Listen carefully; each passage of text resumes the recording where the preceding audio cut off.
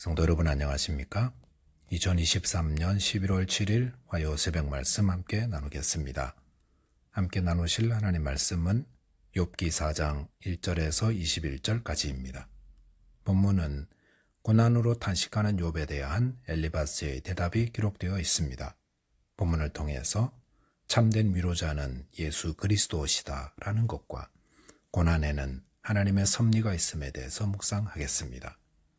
첫째 묵상할 내용은 참된 위로자는 예수 그리스도시다라는 겁니다. 본문 1절에 보시면 대만 사람 엘리바스가 대답하여 이르되 라고 하였습니다. 욥기 3장에서 욥은 자신이 당하는 극심한 고난으로 인해 자신의 생일을 저주하였습니다. 그리고 이런 욥의 탄식을 듣고 그를 위로하러 온 친구들 가운데 엘리바스가 입을 열어 대답하였습니다. 엘리바스가 가장 먼저 이야기한 것은 그가 그들 가운데 가장 연장자요 지혜로운 자로 여겨졌기 때문이라 할 수 있습니다. 본문 2절에 보시면 누가 내게 말하면 네가 실증을 내겠느냐, 누가 참고 말하지 아니하겠느냐라고 하였습니다.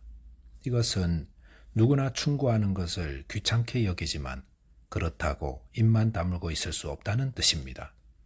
본문 3절 4절에 보시면 보라, 전에 내가 여러 사람을 훈계하였고 손이 늘어진 자를 강하게 하였고 넘어지는 자를 말로 붙들어 주었고 무릎이 약한 자를 강하게 하였거늘 이라고 하였습니다.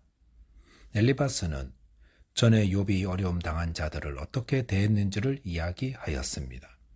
욥은 잘못을 저지른 이웃을 경책하여 옳은 길로 이끌었고 손이 늘어진 자, 즉 용기를 잃고 낙담한 자를 붙들어 용기와 희망을 주었습니다. 또한 넘어지는 자, 즉 정신적으로 또 경제적으로 쓰러지려는 자를 따뜻한 말로 힘을 주고 용기를 주었다는 것입니다. 그리고 무릎이 약한 자란 힘이나 용기가 부족하거나 신분이 낮아서 제대로 생활하지 못하는 어려운 자를 의미하는데 욥은 이런 자들을 무시하지 않고 늘 힘이 되어 주었다 했습니다. 이런 욥의 모습에서 기독교 정신의 실천을 볼 수 있습니다. 참된 기독교의 정신은 소외되고 어려운 이웃들을 외면하지 않습니다. 기독교인들은 가난하고 소외되고 어려운 사람들의 이웃이 되어주고 그들의 버팀목이 되어주는 자들입니다. 그렇게 하는 것은 우리가 먼저 하나님께 값없는 은혜와 사랑을 입은 자 되었기 때문입니다. 본문 5절에 보시면 이제 이 일이 내게 이름에 내가 힘들어하고 이 일이 내게 닥침에 내가 놀라는구나 라고 하였습니다. 엘리바스는 욥이 다른 사람이 고난당할 때는 그들을 잘 권면하고 위로도 했는데 정작 자신에게 고난이 당하자 제대로 감당하지 못한다고 비난하고 있습니다. 아마도 이것은 3장에서 욥이 고난 때문에 자신의 출생을 원망한 것 때문에 회개를 촉구하려는 의도가 내포되어 있다 할 수 있습니다. 본문 6절에서는 내 경외함이 내 자랑이 아니냐, 내 소망이 내 온전한 길이 아니냐라고 했습니다. 이것은 욥의 믿음이 하나님을 경외하는 데 있었고 그의 소망이 완전함에 있었음을 말합니다. 하지만 그것은 역으로 이렇게 완전하던 욥이 어쩌다 이렇게 무너졌느냐라며 욥의 결정과 연약함을 드러내며 책망하는 것이기도 합니다. 그런데 이런 엘리바스의 모습은 참된 위로자의 모습이 아닙니다. 위로자는 고통받는 자의 결정과 연약함을 책망하기보다 먼저 그의 아픈 상처를 싸매어 주어야 합니다. 욥은 위선자처럼 보일 수도 있습니다. 하지만 위선자라도 아플 때는 먼저 그의 아픔을 감싸 주어야 합니다. 그것이 위로입니다. 그런 좋은 위로자를 어디서 만날 수 있겠습니까? 그분은 바로 예수 그리스도이십니다. 예수님이 이 땅에 오셨을 때 이 세상은 죄인들로 가득했습니다. 그런데 그 죄인들을 향해 예수님은 어떻게 하셨습니까?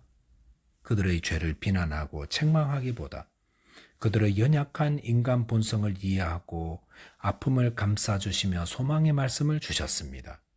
그리고 그들을 죄에서 구원하기 위해 예수님은 친히 자기 목숨을 바치시기까지 했습니다.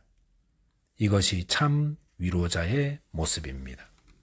예수님은 우리의 연약함과 단점을 아시면서도 우리의 아픔과 고통을 감싸 안으시며 위로하시는 분입니다. 저와 여러분께서 어떤 고난과 고통의 자리에 있든지 참된 위로자 되신 예수 그리스도께 나아가시기 바랍니다. 둘째로 묵상할 내용은 고난에는 하나님의 섭리가 있다는 것입니다. 본문 7절에 보시면 생각하여 보라, 죄 없이 망한 자가 누구인가? 정직한 자의 끊어짐이 어디 있는가? 라고 하였습니다. 이 말을 직설적으로 바꾼다면 누가 죄 없이 멸망했는가? 입니다. 그리고 그 말은 죄 있는 자는 반드시 멸망한다는 뜻입니다. 엘리바스는 지금 왜 이 말을 하는 것입니까?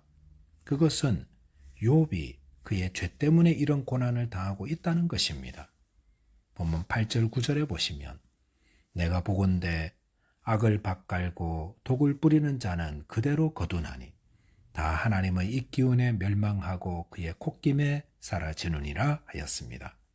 여기서 악을 밭갈고 독을 뿌리는 자가 그대로 거둔다는 것은 남에게 악을 저지른 자는 그 자신이 그대로 돌려받게 된다는 의미입니다.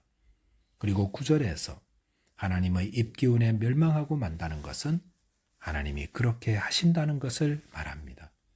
지금 엘리바스가 말한 악인은 누구를 가리키고 있습니까? 욥입니다. 그는 욥이 악인과 같은 일을 했기 때문에 하나님이 그의 삶에 동일하게 악으로 갚으시는 것이다, 이렇게 말하고 있는 것입니다. 엘리바스가 이렇게 말하는 근거는 어디 있습니까? 그것은 인과응보의 가르침입니다. 인과응보란 악을 행한 자는 악으로 망하며 선을 행한 자는 선으로 보응을 받는다는 보편적 진리입니다. 하지만 엘리바스가 간과했던 것이 있습니다.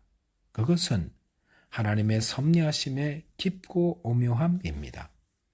이 땅의 모든 선과 악은 종말의 이때에 인과응보로 보응을 받지만 그때까지 하나님은 섭리를 따라서 때론 악인에 대한 심판을 보류하기도 하시고 의인의 고통을 일시적으로 허락하기도 하신다는 것입니다. 욥기 1장에서는 왜 욥이 고난을 당하는지를 밝히고 있습니다. 욥이 고난을 받은 것은 하나님의 섭리 때문이었습니다. 이 사실을 바로 알지 못하면 엘리바스와 같은 잘못을 저지르게 됩니다.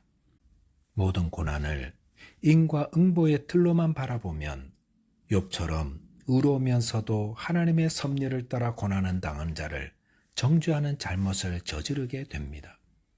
요한복음 9장에 보시면 날 때부터 맹인된 사람이 나옵니다.